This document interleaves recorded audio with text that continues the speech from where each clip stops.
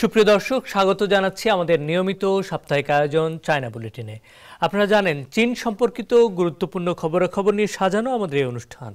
চীন আমাদের পরম বন্ধু এবং প্রতিবেশী দেশ, তাই চীনের উল্লেখযোগ্য খবরগুলো বাংলাদেশি দর্শকদের কাছে তুলে ধরতেই চায়না মিডিয়া গ্রুপ সিএমজির এই বিশেষ আয়োজন।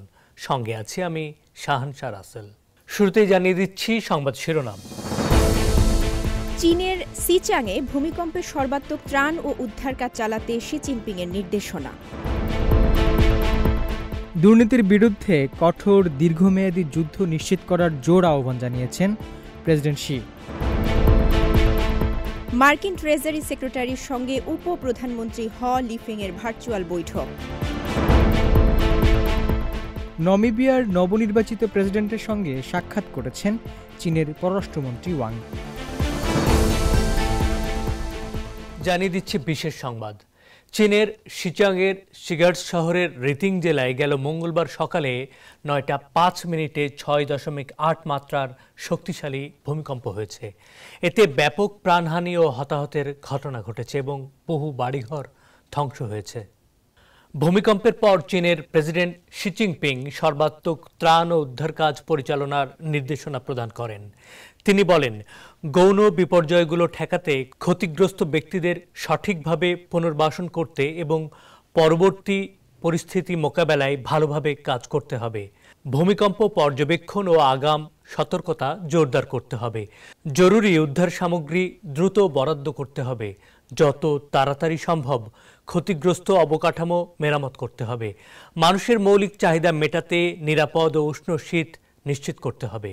একই দিন প্রধানমন্ত্রী লি ছিয়াংও গুরুত্বপূর্ণ নির্দেশনা দেন। তিনি বলেন, অবিলম্বে দুর্যোগ পরিস্থিতি ও হতাহতের সংখ্যা নির্ধারণ করতে হবে। সার্বিকভাবে ত্রাণ ও উদ্ধার কাজ চালাতে হবে। এদিন দেশটির উপপ্রধানমন্ত্রী চাং কুওছিং সময়মতো ভূমিকম্প দুর্গত অঞ্চলে পৌঁছান। রাষ্ট্রীয় পরিষদের ভূমিকম্প ত্রাণ সদর দপ্তরের কার্যালয় এবং জরুরি ব্যবস্থাপনা বিভাগ ভূমিকম্পের জন্য ৩ স্তরের জরুরি প্রতিক্রিয়া চালু করেছেন। সিচাং স্বায়ত্তশাসিত অঞ্চলে নিবিড় ও সুশৃঙ্খলভাবে ত্রাণ ও উদ্ধার কাজ চলছে। সর্বশেষ খবর পাওয়া পর্যন্ত এই ঘটনায় মাটি চাপা পড়া অর্ধসহস্র মানুষকে উদ্ধার করা হয়েছে। স্থানীয় কর্তৃপক্ষ এই খবর নিশ্চিত করেছেন। গেল সোমবার চীনের প্রেসিডেন্ট ও দেশটির কেন্দ্রীয় সামরিক কমিশনের চেয়ারম্যান শি জিনপিং বেইজিংয়ে অনুষ্ঠেয় সিপিসির কেন্দ্রীয় কমিটির ডিসিপ্লিন ইন্সপেকশন কমিশন সিডিআইয়ের চতুর্থ প্ল্যানারি সেশনে ভাষণ দিয়ে দুর্নীতির বিরুদ্ধে কঠোর দীর্ঘমেয়াদী যুদ্ধ নিশ্চিত করার জোর আহ্বান জানান। এ বৈঠকে প্রয়োজনে তিনি দলের সেলফ গভর্নেন্স বা স্বশাসন নীতি সংস্কারের প্রতি জোর দেন। প্রেসিডেন্ট শি বলেন, নতুন যুগের শুরু থেকে পূর্ণাঙ্গ ও কঠোর স্বশাসন চর্চা দুর্নীতির বিরুদ্ধে সংগ্রামের ফলে এর ব্যাপক ফলাফল পাওয়া গেছে। তিনি দুর্নীতির বিরুদ্ধে কঠোর ও ধারাবাহিক পদক্ষেপ নেয়ার গুরুত্ব তুলে ধরে বলেন, দুর্নীতি দলের সবচেয়ে বড় হুমকি। এর বিরুদ্ধে লড়াই চালিয়ে যাওয়া হলো সবচেয়ে বড় ধরনের আত্মসংস্কার। দুর্নীতির বিরুদ্ধে লড়াইয়ে চ্যালেঞ্জের মুখোমুখি হয়ে দলের কর্মকর্তাদের সততা বজায় রেখে সমস্ত দুর্নীতির তদন্ত এবং সমাধানে প্রতিশ্রুতি বজায় রেখে কাজ করে চলার আহ্বান জানান প্রেসিডেন্ট শি।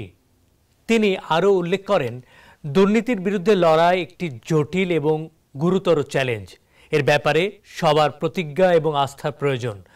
দলের স্বশাসনে আরও বেশি অগ্রগতি অর্জন করা অত্যন্ত গুরুত্বপূর্ণ, যাতে দলের নেতৃত্ব আরও শক্তিশালী, চীনা বৈশিষ্ট্যময় সমাজতন্ত্র বিনির্মাণ, সেই সাথে চীনা বৈশিষ্ট্যের আধুনিকরণের অগ্রগতি নিশ্চিত করা যায়।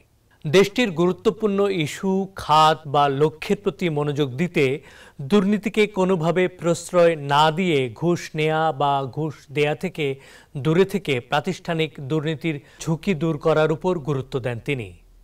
লি ছিয়াং, চাওলেচি ও ওয়াং হুনিং সহ সিপিসির কেন্দ্রীয় কমিটির রাজনৈতিক ব্যুরোর স্থায়ী কমিটির সকল সদস্য এই বৈঠকে উপস্থিত ছিলেন। সিপিসির কেন্দ্রীয় কমিটির রাজনৈতিক ব্যুরোর স্থায়ী কমিটির সদস্য এবং সিডিসিআইয়ের সেক্রেটারি লি সি অনুষ্ঠানটির সভাপতিত্ব করেন। চীনের উপপ্রধানমন্ত্রী হ লিফেং এবং মার্কিন ট্রেজারি সেক্রেটারি জ্যানেট ইয়েলেন মঙ্গলবার ভার্চুয়াল বৈঠক করেছেন।